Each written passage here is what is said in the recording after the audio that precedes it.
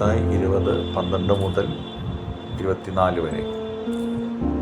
ഈ പിൻപന്മാർ ഒരു മണി നേരം മാത്രം വേല ചെയ്തിട്ട് നീ അവരുടെ പകലത്തെ ഭാരവും വെയിലും സഹിച്ച് ഞങ്ങളോട് സമയമാക്കിയല്ലോ എന്ന് പറഞ്ഞു. അവരിൽ ഒരുത്തനോട് അവൻ ഉത്തരം പറഞ്ഞത്, സ്നേഹിത, ഞാൻ നിന്നോട് അന്യായം ചെയ്യുന്നില്ല. നീ എന്നോട് ഒരു പണം പറഞ്ഞതൊത്തില്ലയോ? നിൻ്റേത് വാങ്ങി പോയിക്കൊള്ളുക.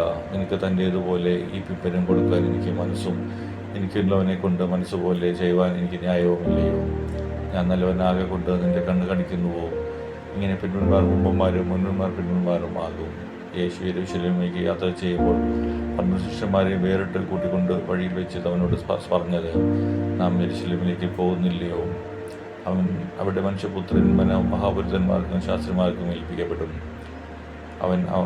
അവർ അവന് മരണശിക്ഷ കൽപ്പിച്ചു പരിഹസിപ്പാനും തല്ലുവാനും ക്രൂശിപ്പാനും അവനെ ജാതികൾക്ക് ഏൽപ്പിക്കും. എന്നാൽ 3-ാം നാൾ അവൻ ഉയർത്തെഴുന്നേൽക്കും. അന്ന് സെബെദി പുത്രന്മാരുടെ അമ്മ പുത്രന്മാരുമായി അവൻ്റെ അടുക്കൽ വന്ന് നമസ്കരിച്ച് അവനോടൊരു അപേക്ഷ കഴിച്ചു. നിനക്ക് എന്ത് വേണം എന്ന് അവൻ അവളോട് ചോദിച്ചു. അവനോട്, എൻ്റെ പുത്രന്മാർ ഇരുവരും നിന്റെ രാജ്യത്തിൽ ഒരുത്തൻ നിന്റെ വലത്തും ഒരുത്തനിടത്ത് നിൽപ്പാൻ അരുളി ചെയ്യണമേ എന്ന് പറഞ്ഞു. അതിനുത്തരമായി യേശു, നിങ്ങൾ യാചിക്കുന്നത് ഇന്നത് എന്നും നിങ്ങൾ അറിയുന്നില്ല. ഞാൻ കുടിപ്പാനിരിക്കുന്ന പാനപാത്രം കുടിപ്പാൻ നിങ്ങൾക്ക് കഴിയുമോ എന്ന് ചോദിച്ചു. കഴിയും എന്ന് അവർ പറഞ്ഞു. അവൻ അവരോട്, എൻ്റെ പാനപാത്രം നിങ്ങൾ കുടിക്കും നിശ്ചയം. എങ്കിലും എൻ്റെ വലത്തും ഇടത്തും ഇരുപ്പാൻ വരം നൽകുന്നത് എൻ്റേതല്ല. എൻ്റെ പിതാവ് ആർക്ക് ഒരുക്കിയിരിക്കുന്നുവോ അവർക്ക് കിട്ടുമെന്ന് പറഞ്ഞു.